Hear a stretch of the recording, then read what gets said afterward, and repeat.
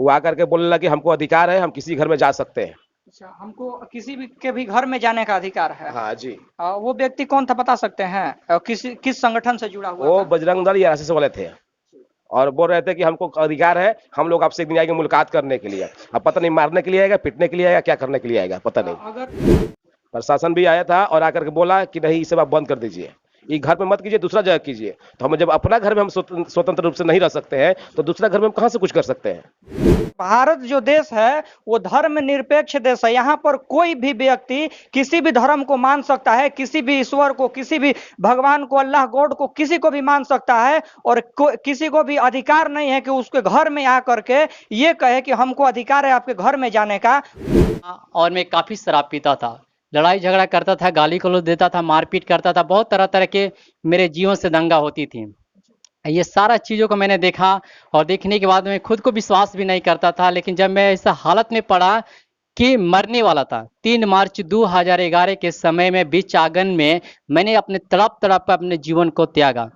वो जादू टोना की शक्तियाँ से मेरे ऊपर कार्रवाई किया गया और मेरे माँ बाप, मेरे पूरी परिवार घर में रो रहे थे। हाँ, और मैं अपने आप से बहुत दुखित हो गया और मैं यहाँ तक कहा कि अब हम बच नहीं पाएंगे। लेकिन मेरे भाई ने, जो यीशु मसीह पे विश्वास करता है, उसने कहा कि तुम विश्वास करें कि यीशु मसीह तुम्हें बचाएंगे। और प्रार्थना के द्वारा मैं उसी घड़ी हर नशा से, हर लड़ाई झगड़ा से और हर दुष्ट आत्मा की शक्ति से मैं बिल्कुल आज़ाद हो चुका हूँ। क्या लगता है कि प्रभु यीशु के दरबार में आने से ये चीजें खत्म हुई या शराब का ना पीने से हुई है? नहीं, प्रभु यीशु मसीह के पास आने के बाद ये सारा चीज़ से हम आज़ाद हो चुके हैं। हमारा सोच, हमारे विचार ये है कि हर इंसान अपना मेल के साथ रहे, क्योंकि परमेश्वर कहते हैं कि धन्य वो है जो मेल मिलाप कराते हैं। मानव को मानव समझ के मानव से प्रेम करना है हमारा कर्तव्य, क्योंकि परमेश्वर ने कहा कि मनुष्य, कोई मनुष्य है, उससे मानव को समझ के मानव से हमें प्रेम करना है, क्योंकि हम लोग के अंदर प्रेम है। और हम लोग चाहते, कोई कुछ भी सताए, कुछ भी बोले, हम लोग को प्रति वो भावना नफरत की नहीं है, हम लोग को प्रति अंदर प्रेम की भावना होना चाहिए। हिंदू धर्म के ठेकेदार लोग इस शब्दों को ध्यान से सुनना और इस विषय पर एक बार जरूर अमल करना कि यहाँ पर ये लोग जो बैठे हुए हैं कहीं ना कहीं शांति का प्रतीक दे रहे हैं और शांति का संदेश लोगों के मन में दे रहे हैं। ये नहीं सिखा रहे हैं कि तलवारबाजी करो, ये नहीं सिखा रहे हैं कि कहीं पर बम गिराओ, ये नहीं सिखा रहे हैं कि किसी का हत्या कर दो। यहाँ पर यही सिखाया जा रहा है कि लोगों के साथ, सभी के साथ समान व्यवहार करो और समान जो चीजें हैं वो चीज करो।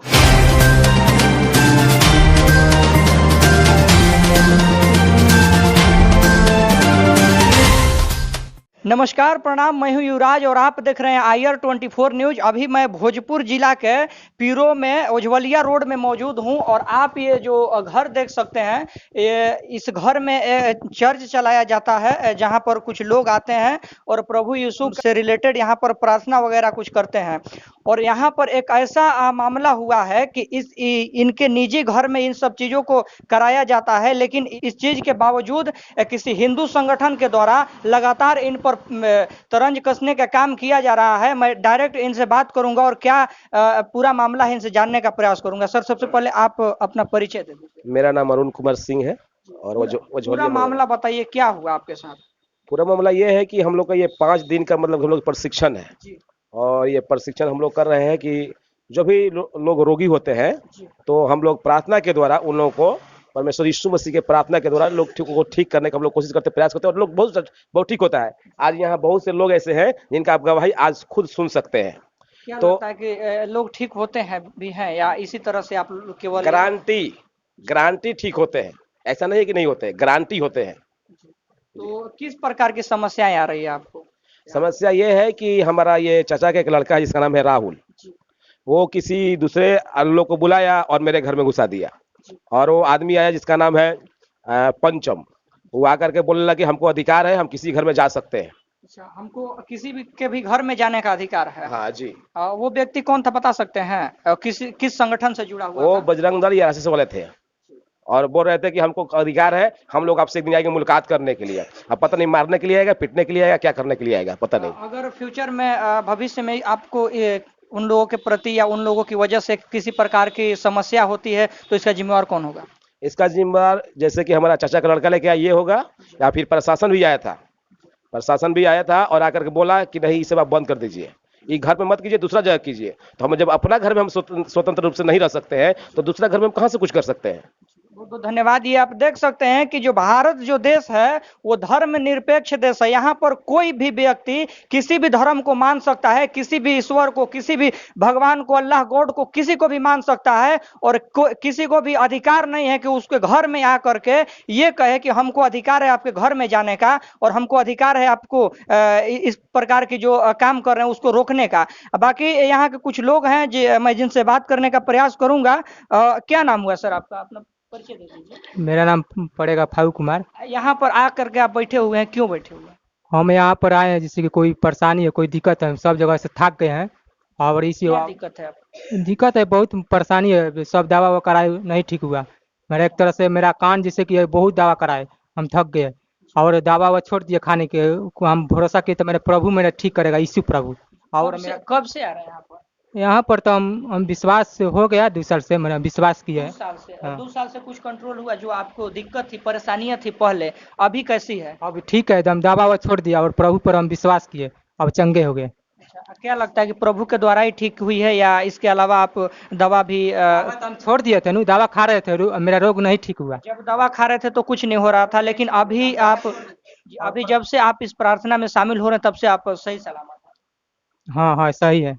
ये यहाँ के लोग हैं जो जिनकी प्रतिक्रियाएं काफी अच्छी मिल रही है। और भी कुछ लोग हैं, मैं बात करने का प्रयास करूंगा। क्या नाम हुआ सर आपका? अपना मेरा नाम कमलेश कुमार है। चूंकि आप इस प्रभु यीशु के प्रार्थना में शामिल हुए हैं, किस उद्देश्य से शामिल? मैं पहले प्रभु यीशु मसीह को खिलाफ करता था, नफरत करता था और मैं बहुत सी तरह के सवालों को बोलता था।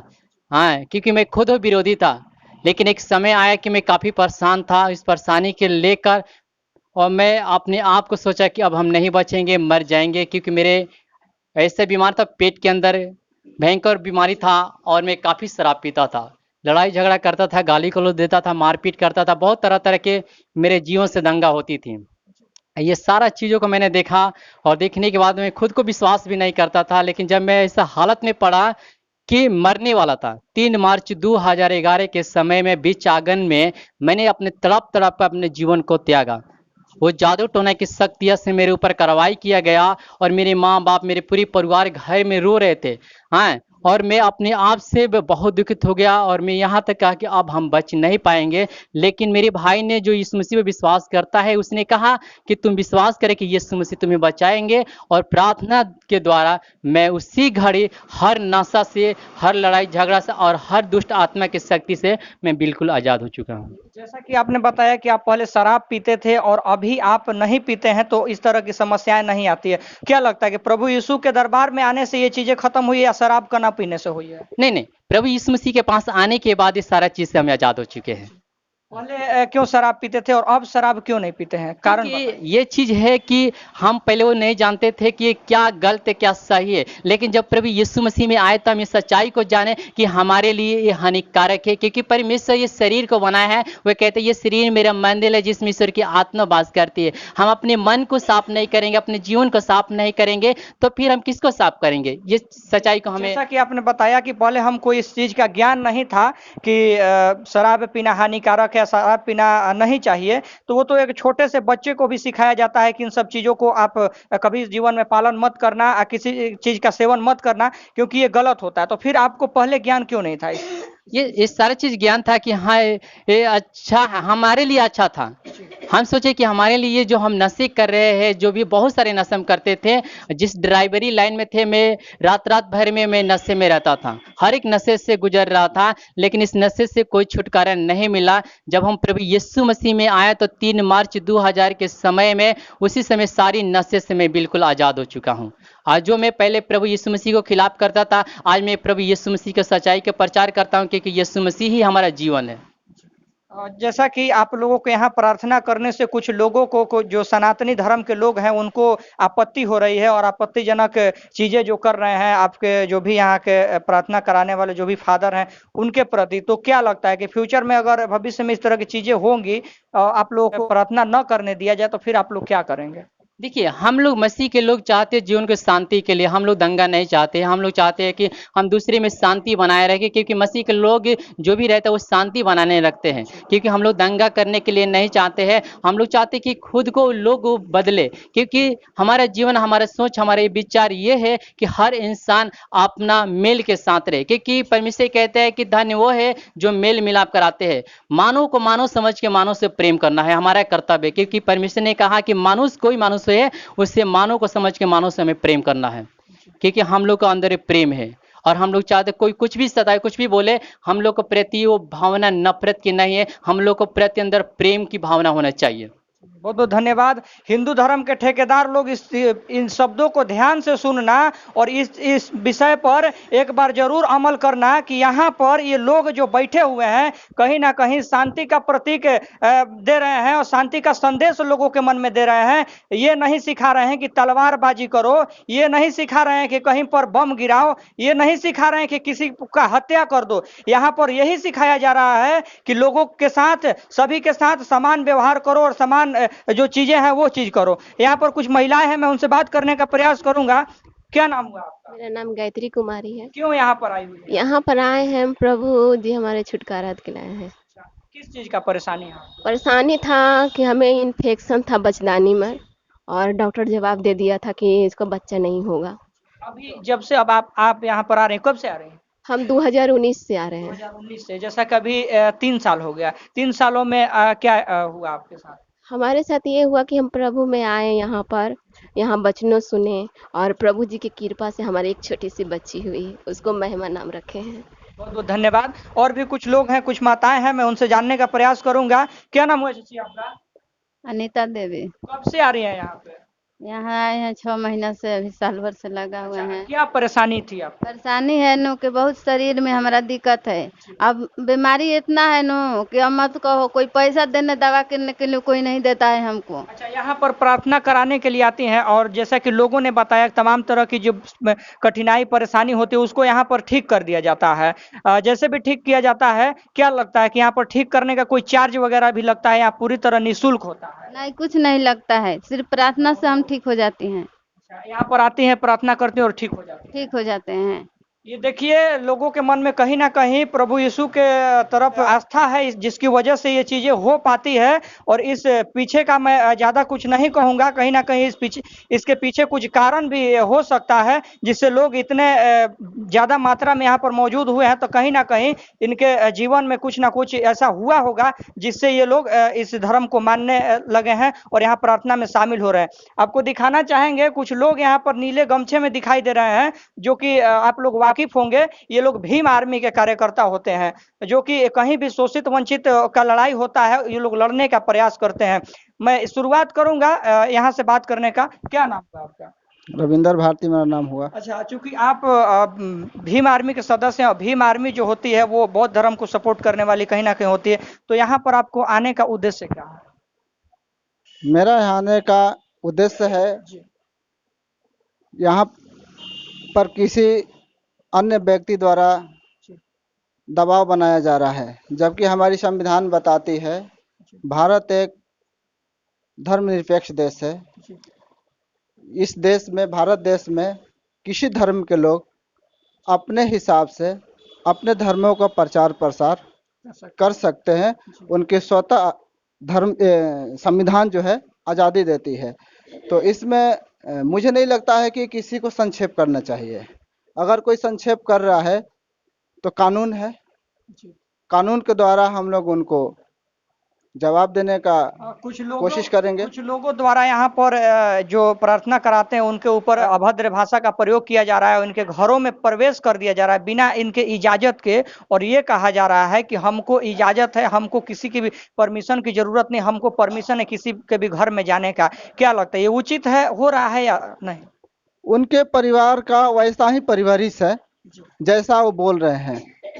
हम लोग, हमारे जो पूर्वज हैं, हम उनके अनुयायी हैं, हम उनके आदेशानुसार चलते हैं।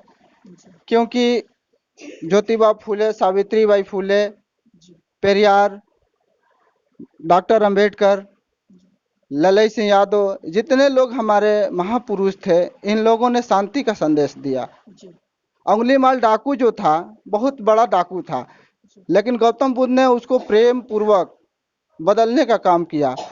तो शायद उन लोगों का वैसा परिवारिश है, इसलिए उस तरह का बात बोल रहे हैं। हमारे पूर्वजों ने ऐसा परिवारिश नहीं दिया। मेरा पूर्वजों नहीं कहता है शांति मेल मिलाप से काम करो। हम लोग पूरी तरह से गारंटी लेते हैं सुरक्षित रखने का, क्योंकि बहुत सारे सिस्टमें हैं, थाना है, कोर्ट है, कचहरी है, हमारी संविधान है। उस दायरे में रह करके मैं इनको भरोसा दिलाता हूँ कि ये जो काम कर रहे कोई गलत नहीं है, संविधान के दायरे में है और संविधान के दायरे में रह करके काम कर रहे हैं, इसलिए इसको अनुचित हम लोग नहीं कहेंगे। चूंकि आप लोग भीम आर्मी के लोग बाबा साहेब अम्बेडकर जी के अनुयायी होते हैं, तो बाबा साहेब अम्बेडकर जी ने खुद ही अंधविश्वास को त्याग करके और साइंस की तरफ, विज्ञान की तरफ जाने का इशारा किया है। फिर आप लोग ऐसी जगहों पर उपस्थित होकर के क्या संदेश देना चाहते हैं? सही बात है। तो फिर बाबा साहब करोड़ों लोगों को लेकर करके क्यों बौद्ध धर्म को अपनाए थे? कहीं ना कहीं धर्म के ओर इशारा किए थे, तभी तो हम धर्म इसलिए परिवर्तन करते हैं या अपने विचारों को बदलते हैं। अगर हम दो भाई हैं और मेरे जो पिताजी हैं, एक भाई को बराबर गाली गलौज करके पुकारते हैं और एक भाई को बराबर प्रेम पूर्वक से उसको सम्मान देते हैं। गलती बड़े भाई चाहे कितना भी किया हो, लेकिन उसको प्लेसमेंट नहीं दिया जाता है, छोटे भाई को दिया जाता है। तो कहीं ना कहीं बड़े भाई का जो है दुख पहुंचता है। मैं आपको एक उदाहरण दे देता हूं कि राजस्थान में जो जालोर में हुआ है इंद्र मेघवाल के साथ। अच्छा, मैं यही पूछता हूं आपसे कि आप बताइए कि उसकी क्या गलती थी जो उसको इतना पिटाई किया गया कि उसकी मृत्यु हो गई? उसकी गलती ये थी कि वो दलित व्यक्ति था, दलित बच्चा था, और वो स्वर्ण व्यक्ति के घड़े से पानी पी लिया था, जिसकी वजह से स्वर्ण समाज के द्वारा उसको इतना प्रताड़ित किया गया कि उस बच्चे की जान चली गई। तो क्या आप बताइए, क्या वैसे परिवार में हम रहना पसंद करेंगे? जी नहीं। तो फिर वही इशारा करता है कि मैं जिस धर्म में सुरक्षित नहीं हूँ, जिस धर्म में मेरी मान सम्मान मर्यादा नहीं है, उस धर्मों में मैं रहने के लिए कतई इजाजत नहीं दूंगा। जो धर्म एक को नीच और दूसरे को ऊंच बताए, वो धर्म नहीं बल्कि गुलाम बनाए रखने का षड्यंत्र है। ये लाइन मैं नहीं बल्कि सिंबल ऑफ नॉलेज डॉक्टर बाबा साहब अम्बेडकर जी ने भी कहा था, और इसलिए कहा था क्योंकि जो धर्म एक को ऊंच और दूसरे को नीच बनाता है वो धर्म नहीं है।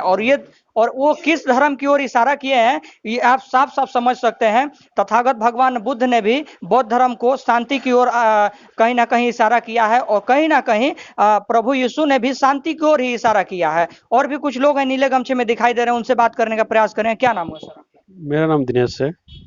यहाँ पर आप मौजूद हुए हैं तो कहीं ना कहीं भीम आर्मी जो है दलितों पर हो रहे अत्याचारों के खिलाफ लड़ती है, और जो भीम आर्मी है वो कहीं ना कहीं अंधविश्वास और इन सब चीज़ों के खिलाफ और साइंस विज्ञान की तरफ इशारा करती है। तो क्या लगता है कि यहाँ पर आप मौजूद होकर के अच्छा किए या नहीं? देखिए, मुझे यहाँ पे आकर बहुत अच्छा लग रहा है, क्योंकि ये जो भीम आर्मी जो सदस्य है सभी लोग, ये एक जहाँ पर न्याय हो रहा है, जहाँ पर अन्याय हो रहा है, उस जगह जाकर उसको सुलझाया जाता है। जिसको अन्याय हो रहा है उस बात को समझा जाता है, समझकर उसका कोई हल निकाला जाता है, और उस इतना बड़ा कोई अन्याय नहीं करता है, ठीक है। लेकिन ये जो जबरदस्ती वाला है, आप पूजा पाठ कर रहे हो, हमें कोई तकलीफ नहीं, हम कर रहे हैं तो आपको तकलीफ नहीं होनी चाहिए। ये कॉमन सेंस की बात है कि आप कर रहे हो तो हमें कोई तकलीफ नहीं, हम कर रहे हैं तो आपको भी तकलीफ नहीं होनी चाहिए। ये भारत देश में 75 ईयर्स हो गए हैं, सभी को आज़ादी है, हमें भी आज़ादी है, आपको भी आज़ादी है। और रही बात साइंस की, तो साइंस भी गवाह देता है कि पूजा पाठ, जो भी धर्म है, जो भी भगवान पर विश्वास करते हैं, वो रियल है, फैक्ट है। अभी आपको एक एग्जांपल देता हूँ कि अगर मैं एक मटके में आधा किलो मिट्टी लेता हूँ, आधा किलो खाद लेता हूँ और एक पाव दाना डालता हूँ कोई अनाज की, ठीक है, फूल की, और एक पाव में पानी डाल देता हूँ, तो टोटल कितने होते हैं? 1 किलो। अब टोटल होता है 1 किलो, लेकिन कुछ समय बाद, 1 हफ्ते बाद, जब मैं उसी चीज़ को वजन करता हूँ तो 1 किलो नहीं रहता, वो 1.5 किलो आ जाता है। तो 1.5 किलो आया तो ये आधा किलो कहाँ से ऐड हो गया? आप इनडायरेक्टली ये कहना ये कह चाहते रहे हैं कि हैं कि देखिए, आधा किलो ईश्वर के जी, तरफ से तो ऐड हो गया। जो जहाँ पर है वो आराधना प्रार्थना विश्वास कर रहे, वो रियल कर रहे, कोई यहाँ बैठ के कोई एक दूसरे से मजाक नहीं कर रहे।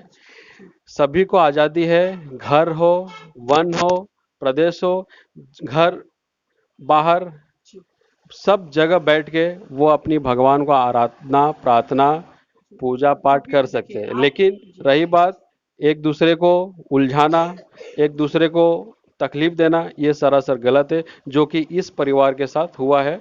और इस जैसा कि यहाँ पर इस परिवार के साथ तकलीफ हुआ, इतने सारे जो लोग हैं उनके साथ कहीं ना कहीं अन्याय हुआ, आप लोग इनके साथ खड़े हैं, तो फ्यूचर में अगर ऐसा हो कि सनातन धर्म के लोगों को अगर ऊपर अत्याचार हो, तो क्या लगता है कि भीम आर्मी उसके साथ खड़ी रहेगी? बिल्कुल खड़ी रहेगी। कहीं ना कहीं उन्हीं के द्वारा आपको टॉर्चर करने का प्रयास किया जाता है, इनके समाज को टॉर्चर करने का प्रयास किया जाता है, तो भीम आर्मी या इनके जो यहाँ की जो संगठन है वो उनके साथ क्यों रहेगी? ये जो टॉर्चर करने वाली बातें हैं, उनसे पूछा जाए कि आपको क्या तकलीफ है, वो तकलीफ जब हम समझेंगे तो उस चीज का हल भी है। अब ये हल नहीं है कि आप बोलोगे ये सब छोड़ दो, ये तो गलत है। और यहाँ पर सब कुछ रूल रेगुलेशन कायदा कानून है, प्रशासन बैठा हुआ है, कोर्ट है, पुलिस थाना है, यहाँ का अनुमंडल प्रभारी है, ये सारा लोग हैं जो कि हमें कोऑपरेट करेंगे, क्योंकि हम सही हैं। हम किसी को तकलीफ देने का संदेश नहीं दे रहे। ये सारे लोग बैठे हुए एक ही संदेश दे रहे, शांति का संदेश दे रहे, ठीक है, प्यार का संदेश दे रहे, एक दूसरे को भाईचारा मिलवर्तन का प्यार का बोल वचन यहाँ दिया जाता है।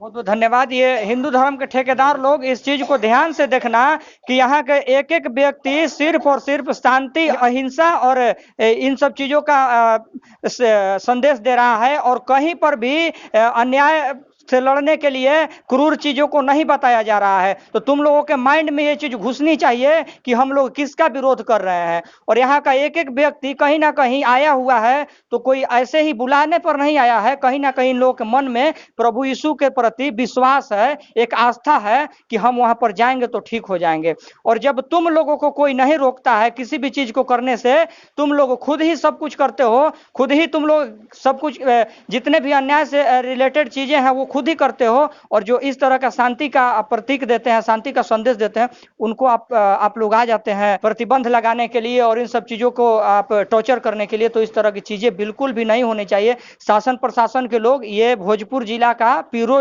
जगह है, खिलड़िया रोड है, और इस तरह की चीजें जो हो रही है उसको आप लोग थोड़ा संज्ञान लीजिए, और ऐसे लोग जो इन परिवार को और ये कहीं ना कहीं लोगों को इस चीज से रोकने का प्रयास करें, उन पर सख्त से सख्त कार्रवाई किया जाए। और बस मैं ज्यादा कुछ नहीं कहूंगा। कहीं ना कहीं ये लोग जो इस तरह की व्यवहार कर रहे हैं वो भारतीय संविधान का अनुच्छेद 15 का कहीं ना कहीं विरोध कर रहे हैं, और जो भारतीय संविधान का विरोध करता है वो कहीं ना कहीं देशद्रोह के जुर्म में गिरफ्तार हो सकता है, और उस पर देशद्रोह का जुर्माना लगना चाहिए। तो मैं ज्यादा कुछ नहीं कहूंगा। यहाँ के प्रशासन और पदाधिकारियों से मांग करना चाहूंगा, ये मैं दोबारा बोलना चाहता हूँ, भोजपुर जिला का ओझवलिया रोड है, पीरो ये जगह है भोजपुर जिला का। यहाँ के तमाम पदाधिकारी उच्चतर स्तर के पदाधिकारी हैं, जो प्रशासनिक व्यवस्था के लोग हैं, वो इस तरह की चीजें ये चीज संज्ञान में ले, और यहाँ पर जितने भी चीजें हो रही, जितनी भी एक्टिविटीज हो रही है उनके खिलाफ कार्रवाई करने का काम करे। यहाँ और भी कुछ लोग हैं जो कुछ कहना चाहते हैं, मैं उनसे डायरेक्ट बात करने का प्रयास करूंगा। क्या नाम हुआ आपका? सुनीता। क्या कहना चाहेंगे आप? मैं कहना चाहती हूँ कि जो विरोध करते हैं कि हम लोग धर्म परिवर्तन करते हैं, उन लोगों से बोलिए कि हम धर्म परिवर्तन नहीं करते हैं, हम अपनी मनों का परिवर्तन करते हैं। मनों को हम लोग अपनी शुद्ध करते हैं, सच्चाई के रास्ते पर चलते हैं। पहले आप किस धर्म में रह चुकी हैं? मैं हिंदू हूँ, अभी भी हिंदू हूँ। अच्छा, अभी आपने जैसा कि बताया कि आप यहाँ प्रभु के दरबार में आई हुई हैं, तो आप खुद को हिंदू कैसे बोल सकते हैं? क्योंकि प्रभु यीशु तो कभी किसी चीजों में हिंदू धर्म का उल्लेख नहीं किए हैं, और अभी आप बोल रही हैं कि मैं एक हिंदू हूँ और यहाँ पर मौजूद हूँ। क्यों आप यहाँ पर आई हुई? इसका मतलब क्या है? मैं हिंदू हूँ और हिंदू अभी भी हूँ। क्या लगता है यहाँ पर प्रार्थना में शामिल होने से आपको क्या फायदा है? बहुत चीज फायदा है। मेरे गले में सूज था और डॉक्टर ने जवाब दे दिया। मैंने बहुत दवाई कराई है। डॉक्टर ने बोला कि इसको ऑपरेशन कराना पड़ेगा, इसके लिए तुम्हें रांची जाना पड़ेगा, इसके लिए 5 लाख रुपए खर्चा लगेगा।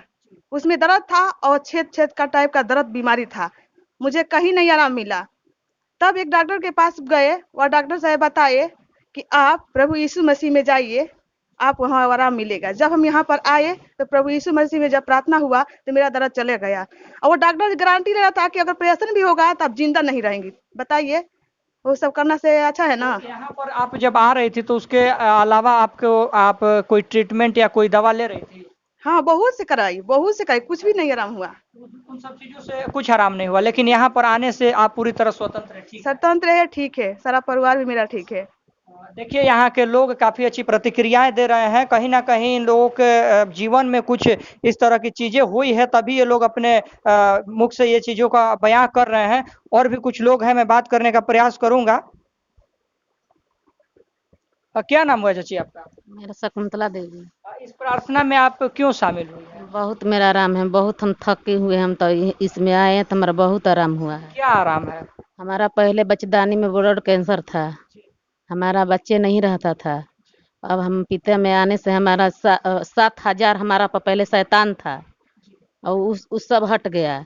अब बहुत इलाज हुआ, बहुत थोड़ा सा नहीं। जैसा कि देखिए आपने बताया आपके पीछे 7,000 शैतान थे, तो जो शैतान और भूत प्रेत ये सब जो चीजें होती है कहीं ना कहीं अंधविश्वास है। कितना पढ़े लिखे हैं?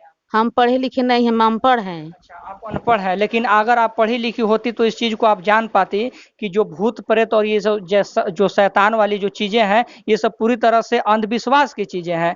और कहीं ना कहीं आपके पीछे किसी न किसी बीमारी या रोग का कुछ हो सकता है। नहीं पूरा विश्वास है कि आपके ऊपर शैतान? हाँ, सच बात है, हकीकत का। वो ठीक हो गया, प्रभु में आया था। फिर हमारा बीमारी हुआ तो बहुत ब्लड कैंसर था बच्चेदानी में। डॉक्टर बोला कि अब इस माँ नहीं बनेगी। मेरे बच्चेदानी से इतना हमारा प्रोग्राम हो गया कि हम किसी से कह नहीं सकता था। तो मैं प्रार्थना किया रो रो के कि प्रभु मेरे बेटी अब समझ जाता है तो हमको चंगा कीजिए, धरती पर क्यों भेजा। मेरा पिता ने ठीक कर दिया, तो उस पिता के छोड़कर हम किसी पिता कैसे मानेंगे।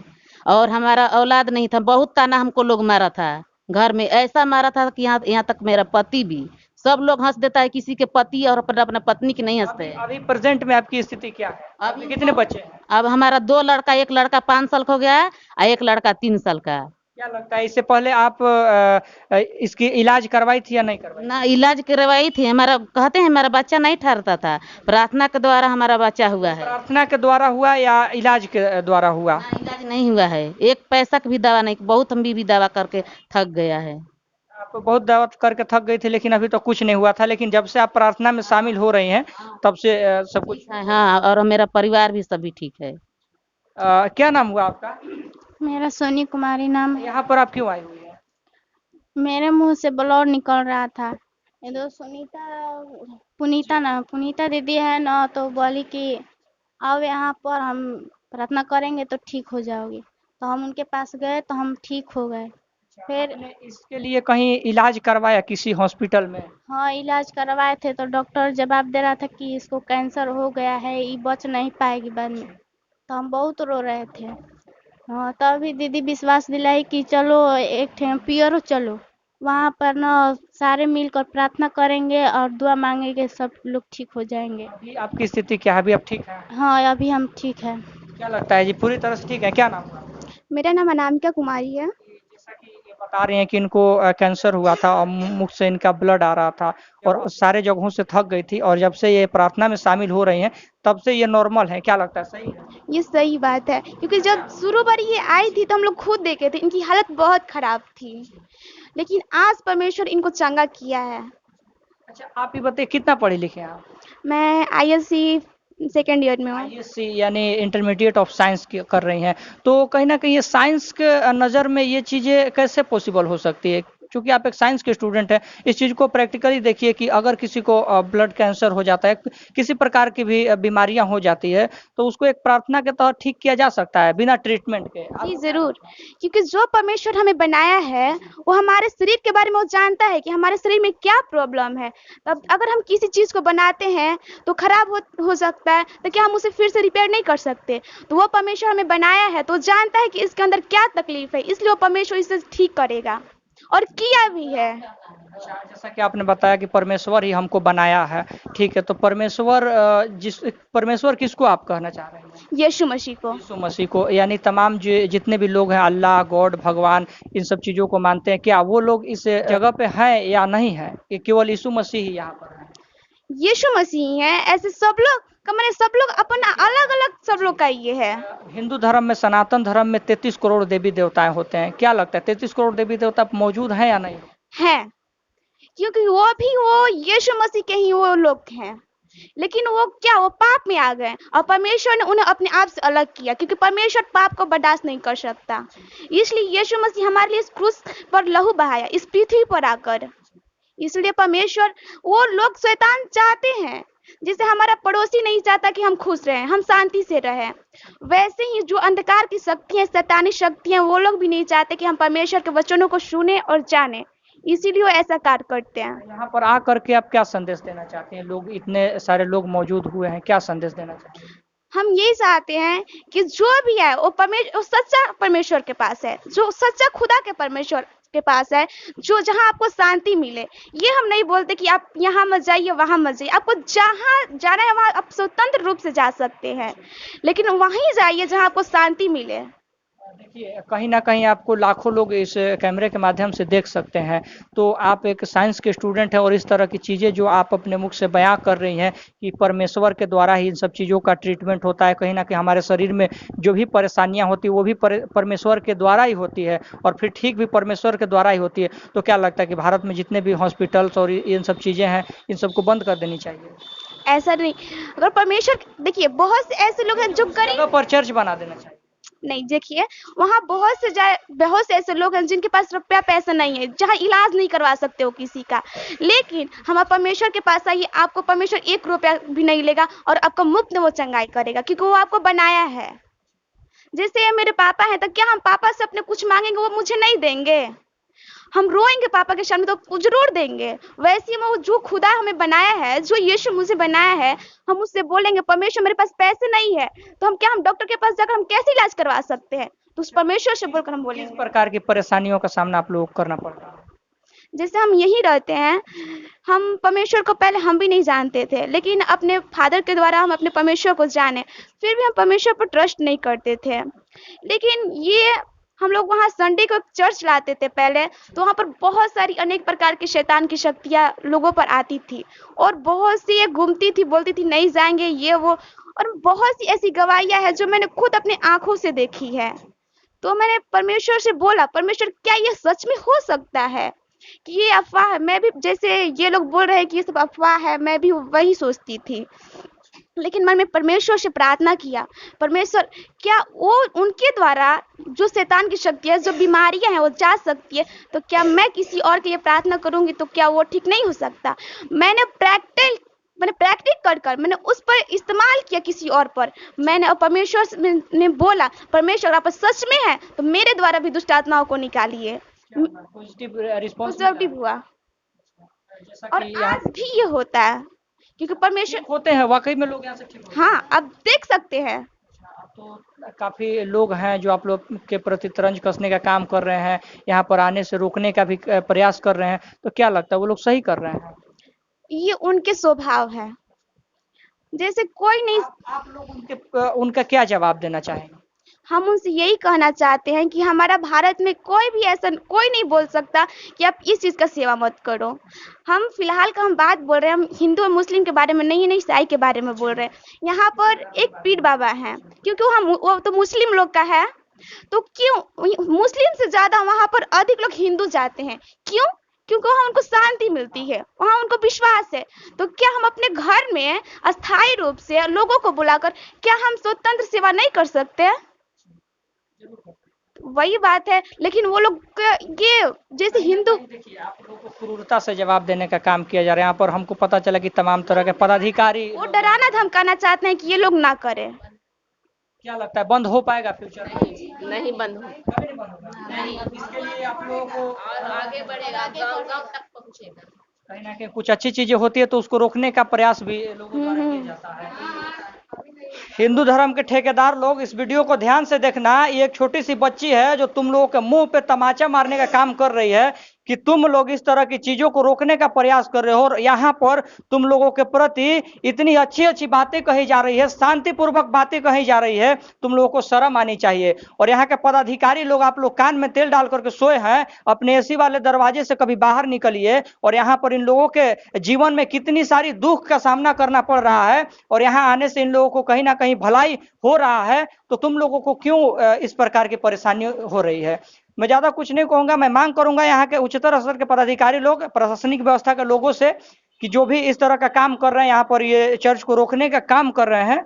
हाँ बोलिए, क्या करना चाहिए। यहाँ के जो मेरे ये बगल वाले, वो मेरे चाचा लगते हैं। जैसे हम लोग यहाँ प्रार्थना करते तो उन्होंने मुझे धमकी भी दी है कि तुम पढ़ने जाओगी तो मैं तुम्हें उठवा लूंगी। मैंने ऐसा वो लोग बोल रहे हैं कि मैं तुम्हारे पापा जाएंगे बाहर तो मैं उनका एक्सीडेंट भी करवा सकता हूँ, मैं कुछ भी करवा सकता हूँ। इसीलिए मुझे यहाँ के सभी प्रशासनों से मैं निवेदन करना चाहती हूँ, मेरे परिवार को सुरक्षा दें। किस प्रकार की सुरक्षा। क्योंकि वो मुझे धमकी पर धमकी दिए जा रहे हैं कि मैं तुम्हारे परिवार के साथ ऐसा करूंगा। मान चल, वो लोग क्यों कर रहे हैं इस प्रकार की चीजें। क्योंकि वो नहीं चाहते कि यहाँ पर प्रार्थना चले। प्रार्थना से उनको क्या समस्याएं हो सकती है। क्योंकि यहाँ बहुत सारे लोग आते हैं, कोई किसी को बैठना देख नहीं सकता। आप लोग यहाँ पर आकर के कहीं ना कहीं एक चार दीवारी के अंदर बैठी हुई हैं, तो उससे किसी को क्या समस्याएं हो सकती है। जलन। यहाँ से काफी लोग अच्छे हो रहे हैं, तो कहीं ना कहीं इनके फादर, आपके फादर ही यहाँ पर, हाँ, तो कहीं ना कहीं आपके फादर का नाम लोग लेते हैं। हाँ। इस वजह से वो लोग अब किसी भी प्रकार से क्योंकि ये आरएसएस और बजरंग दल वालों का काम ही यही है। आप लोग जानते हैं कि अगर जहाँ सत्य रहता है वहां पर बहुत सी कठिनाई आती है। यानी हम लोग सत्य का काम करें तो ही वो लोग रोक रहे हैं। अगर यहाँ पर हम पूजा करें तो क्या कोई मुझे बोलने आ सकता है कि पूजा यहाँ क्यों कर रही हो। कोई नहीं। लेकिन हम यीशु को मान रहे हैं तो क्यों ऐसा लोग कर रहे हैं। प्रशासनिक व्यवस्था के लोग हो, ये इस बच्ची को एक बार जरूर देख लेना, इस बच्ची का चेहरा जरूर याद कर लेना, और किस प्रकार से ये चीख चीख करके कह रही है कि मैं जब पढ़ने जाऊंगी तो मेरे चाचा के द्वारा ही मुझे प्रेशर दिया जा रहा है, धमकी मिल रही है कि अगर मैं पढ़ने जाऊंगी तो शायद मेरे साथ कुछ भी अनहोनी हो सकता है। तो अगर इस परिवार को या यहाँ बैठे तमाम लोगों को किसी प्रकार की भी अगर समस्याएं होती है तो उसका जवाबदेही यहाँ के प्रशासन व्यवस्था के लोग होंगे, यहाँ के पदाधिकारी होंगे। क्या उनका नाम राहुल है। किनका नाम, आपके चाचा। हाँ, जो मुझे ये ब्लैकमेल करते हैं, धमकियां देते हैं। अच्छा, क्या मांग क्या करना चाहेंगे। यहाँ पर कुछ पदाधिकारी लोग देख सकते हैं इस वीडियो को, या कुछ प्रशासन के लोग भी देख रहे होंगे इस वीडियो को, क्या मांग करना चाहेंगे। क्या आज भी यहाँ कोई भी परिवार भारत में सुरक्षित नहीं है। मैं यही बोल सकती हूँ। अगर प्रशासन है तो हम लोग की सेफ्टी के लिए ऐसे लोगों से मुझे बचाए। ऐसा कोई कैसे धमकी देख सकता है। अगर हम उनके साथ कुछ गलत किए, वो एक बार बोलते हैं, हम उनसे कुछ नहीं बोलते, लेकिन वो बार बार हमें ब्लैकमेल करते हैं कि तुम लोग ये शाही हो, तुम लोग ये करती हो, वो करती हो। क्या उनके अंदर पाप नहीं है। उनके अंदर भी पाप है। तो हम यही बोलना चाहते हैं कि यहाँ के जो भी यीशु मसीह, जो भी मसीही लोग हैं, उनको सबको वो सेफ्टी दे और सबको ये आरएसएस और बजरंग दल वालों से बचाए, क्योंकि ऐसा नहीं होना चाहिए। आपको बताना चाहूंगा कि आरएसएस वही दल है जो कि आजाद भारत में अपने मुख्यालय पर अभी तक भारत का झंडा अभी तक नहीं लहराई है, और आरएसएस वही है जो विद्वान संविधान निर्माता डॉक्टर बाबा साहब अम्बेडकर जी का भी पुतला दहन करने का काम की थी। और कहीं ना कहीं जब दलितों पर अत्याचार होता है तो आरएसएस चुपचाप रहती है, मौन रहती है, और कहीं दलित और गरीब अगर इस तरह का डेवलपमेंट वाला काम करते हैं तो आ जाती है बीच में टांग अड़ाने। जो भी आरएसएस और बजरंग दल के लोग हैं, आपसे बड़ा एक संविधान है, जो संविधान के आर्टिकल 15 में ये साफ साफ उल्लेख किया गया है कि किसी भी धर्म के व्यक्ति को किसी भी धर्म को मानने का पूरा अधिकार है, और अगर इसको कोई रोकने का प्रयास करता है तो वो संविधान का उल्लंघन करता है, कानून का उल्लंघन करता है। तो इस तरह के लोगों पर सख्त सख्त कार्रवाई होनी चाहिए। मैं मांग करता हूं यहाँ के पदाधिकारियों से। तब तक के लिए आप देख रहे थे रोहतास जिला के पीरो से, मैं युवराज आपसे विदा लेता हूं। मिलता हूं एक और ऐसी खबर के साथ। तब तक के लिए जय हिंद, जय भारत।